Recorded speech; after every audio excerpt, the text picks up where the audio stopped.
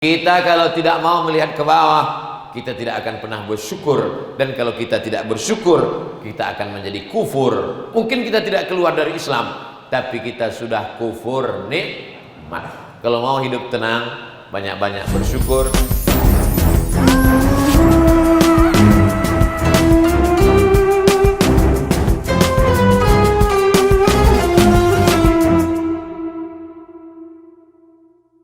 Tahun kota Banjarmasin yang ke-540, 40 tahun akan datang. Penceramahnya tetap Ustaz Abu Somad.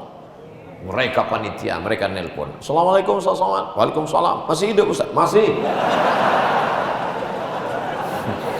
Dulu kan waktu Pak Wali datang ke Masjid Ar-Raudhah, bawa Ustaz waktu itu ulang tahun Banjarmasin yang ke-496. Nah, ini kak saya hadir waktu itu Ustaz, kecil di bawah bapak saya. Sekarang alhamdulillah saya sudah jadi gubernur Pak Ustaz. Nah, ini udah 2 periode, ini periode terakhir.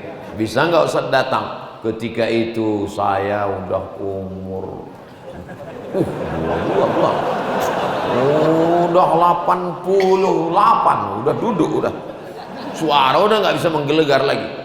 Pada ulang tahun Banjarmasin yang ke-540 ini, kita akan membahas tentang bekal menghadap mati. Waktu itu mungkin diantara kalian ini tinggal 3 orang lah yang hidup.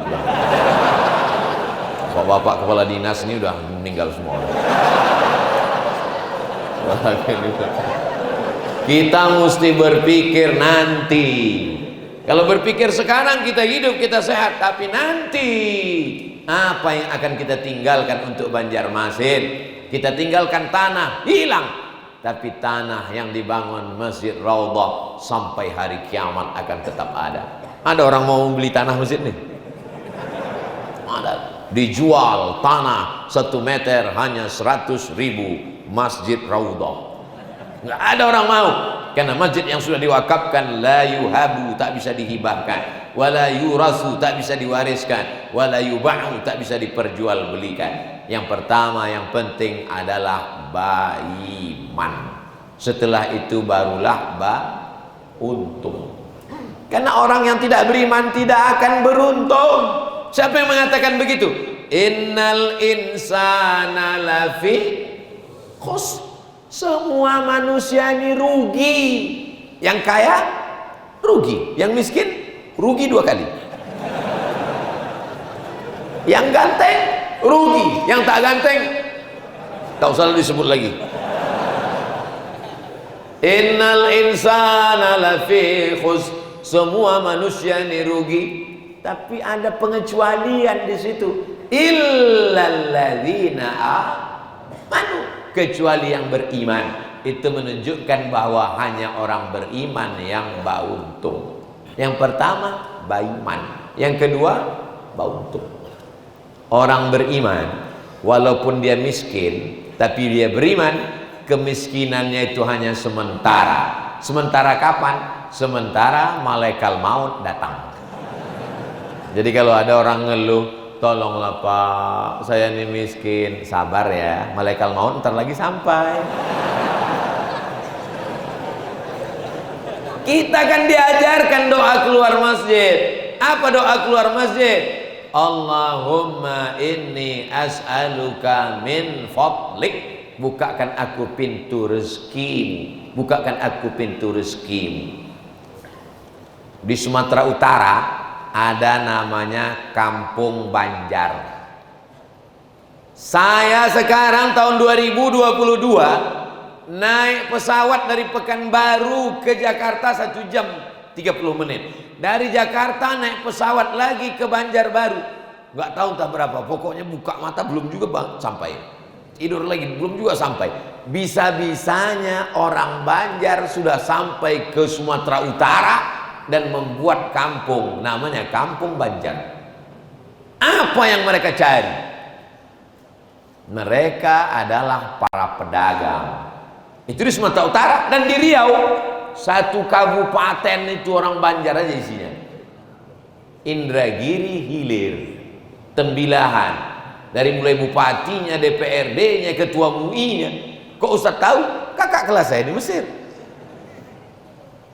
Apa maknanya? Mereka dulu melangkahkan kaki, bismillahi tawakkaltu 'ala Allah la haula wala quwata illa billah.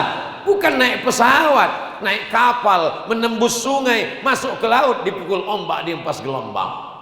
Coba adik-adik ambil peta, globe, buka. Kalau susah payah, tulis aja di Google. Dari Banjarmasin ke Tembilahan, enter. Berapa jam baru sampai?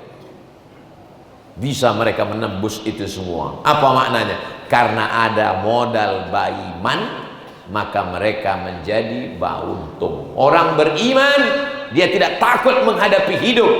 Penyakit yang paling mengerikan bukan miskin, bukan susah, bukan melarat. Takut menjalani hidup. Angka bunuh diri terbesar di dunia bukan di Indonesia, tapi justru di Amerika dan Eropa yang uangnya banyak, hidupnya tenang, tapi tak berani menghadapi hidup. Orang Jepang pun walaupun makmur tak berani menghadapi hidup.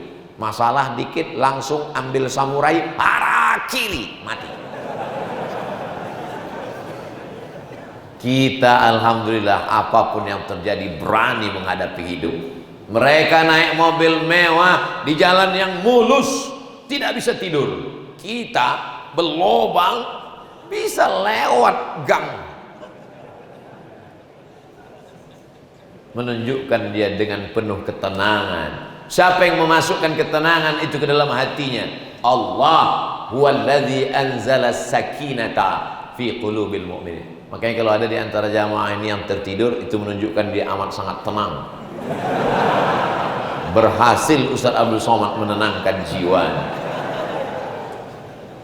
Ala bizikrillah, dengan banyak berzikir mengingat Allah, tatmainnul qulub, maka hati menjadi tenang. Astaghfirullah Rabbal baraya, astaghfirullah minal khataya, Rabbi zidni ilman nafi'a wa wafiqni amalan salihah. Ya Rasulullah salamun alaik, ya rafi'a sya'ni wa daraji, atfatan yaji ratal alami, ya uhailal judi wal karami, ya uhailal judi wal karami. Untuk apa Ustadz lantunkan kami? Biar lebih lelap tidurnya. Saudara yang dimuliakan Allah Subhanahu wa taala, maka kalau mau beruntung dalam hidup, tidak ada jalan lain baiman, setelah itu bauntung. Jadi kalau ada orang merasa saya ini sudah beriman, tapi kenapa saya tidak beruntung? Berarti dia belum membandingkan hidupnya dengan orang lain. Unzur ila man huwa asfala minka. Sekali-sekali tengok ke bawah. Orang yang punya mobil harganya 5 miliar berkata Tuhan tidak adil. Kenapa? Karena dia lihat temannya naik pesawat pribadi. Enggak adil Tuhan. Dia lihat ke atas. Maka sekali-sekali tengok ke bawah. Engkau nun yang di luar sana berdiri, mungkin kalau kau lihat saudaramu yang ada di dalam tidak adil. Mereka di dalam dapat karpet, aku cuman berdiri. Tapi kalau kau lihat Ustadz Somad berdiri, kau akan merasa Allah adil. Aku cuman berdiri, Ustadz Somad udah berdiri ngomong lagi. Saudara yang dimuliakan Allah Subhanahu wa taala, kita kalau tidak mau melihat ke bawah, kita tidak akan pernah bersyukur. Dan kalau kita tidak bersyukur, kita akan menjadi kufur. Mungkin kita tidak keluar dari Islam, tapi kita sudah kufur nikmat. Kalau mau hidup tenang, banyak-banyak bersyukur, banyak-banyak memandang ke bawah. Tapi kalau kita ngelihat ke bawah terus, nanti Pak Ustaz kita apatis, kita nggak maju, kita ikut terbelakangan, kita akan mundur. Kalau dalam masalah dunia beda dengan masalah akhirat. Ada masanya kita melihat, kamu nggak sholat? Sholat Pak, sholat apa? Sholat Jumat? Oh, sholat Jumat. Masih syukur saya sholat. Teman saya itu nggak sholat lagi. Ini orang yang sudah mati sebelum malaikat maut datang.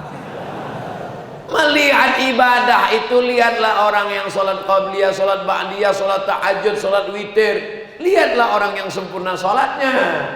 Karena yang akan kita bawa mati nanti adalah illalladzina amanu wa amilus amal soleh. Dan banyak orang sekarang kalau sudah tobat, sudah hijrah, sudah berhenti maksiat, sudah nggak mabuk, sudah nggak sakau, sudah nggak pacaran, lalu tidak mau lagi berusaha. Tokonya tinggal, kebunnya tinggal. Pas ditanya, gimana Pak Haji tokonya yang kemarin, tempat dagang jualannya, kebun-kebun sawit, kebun karet, kebun jeruknya gimana? Saya udah tinggalkan dunia nih Pak Ustadz, saya sekarang udah fokus untuk akhirat. Kalau kau tinggalkan bisnis, nanti umat Islam ini lemah, diambil oleh orang lain yang tidak beribadah.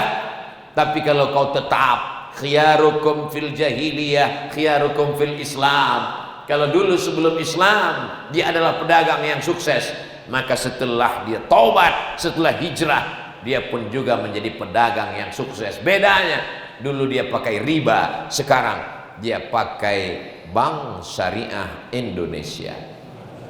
Oh, Ustadz ini ternyata tukang iklan.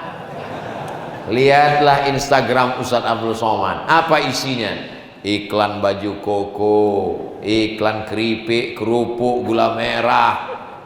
Tujuan itu apa? Saya mau umat ini menjadi umat yang mandiri, gerakan belanja ke warung tetangga. Belanjalah ke warung tetangga yang cari makan, bukan cari kaya. Kalau belanja ke warung tetangga jangan nawar sampai membunuh, menjerat urat leher. Kenapa Ustaz Somad ceramah demikian? Kada al-faqru ayyakuna kufran. Hampir saja kefakiran membuat orang menjadi kafir. Saya ingin umat ini bermartabat, berharkat, mulia. Karena kaya, bisa bangun masjid. Masjid megah, cantik, mewah, karpetnya baru. Di beberapa tempat kadang saya ceramah, masjid cantik, mewah, megah, karpet baru. Sebelum acara panitia sudah berbisik, penggalangan dana, karpet masih hutang. Tapi masjid kita di Banjarmasin tidak demikian. Kenapa? Karena ekonomi bangkit. Jadi jangan konotasikan kalau sudah baiman bawaannya cuman mau mati, melupakan bauntung. Karena doa diajarkan Nabi, Rabbana atina fid dunya hasanah wa fil akhirati hasanah wa qina adzabannar. Pertama, baiman. Kedua, bauntung. Ketiga, batuah. Jadi kalau ditanya nanti, apa isi ceramah Ustaz Abdul Somad tadi? Triple B. Beriman, bauntung, batuah. Kita hidup ini, apa kata pepatah? Kalau tuah ada di badan, pasir digenggam menjadi intan. Kalau sudah bertuah kita, pasir pun kita genggam, berubah menjadi intan. Orang mencari ikan, tapi kalau orang bertuah, dicucinya kakinya ke sungai, ikan itu datang kepada dia. Oh, ini Ustadz dukun ini. Saudaraku yang dimuliakan Allah Subhanahu wa taala, ada kalanya kita berusaha tapi tidak optimal, tidak maksimal, hasilnya seperti yang kita harapkan. Maka kita husnuzon kepada Allah. Sesungguhnya Allah punya rencana yang lebih baik daripada yang kita pikirkan. Itulah orang yang bertuah. Kenapa? Karena dia menyerahkannya kepada Allah. Rabbana alaika tawakkalna wa ilaika anabna wa ilaikal. Nabi Ibrahim doanya cuma minta satu anak. Rabbi habli minas sholihin, Rabbi habli minas sholihin, Rabbi habli minas sholihin. Karena istrinya Sarah sudah tidak diharapkan lagi bisa hamil, dianggap sebagai perempuan yang mandul. Akhirnya Nabi Ibrahim menikah dengan Hajar.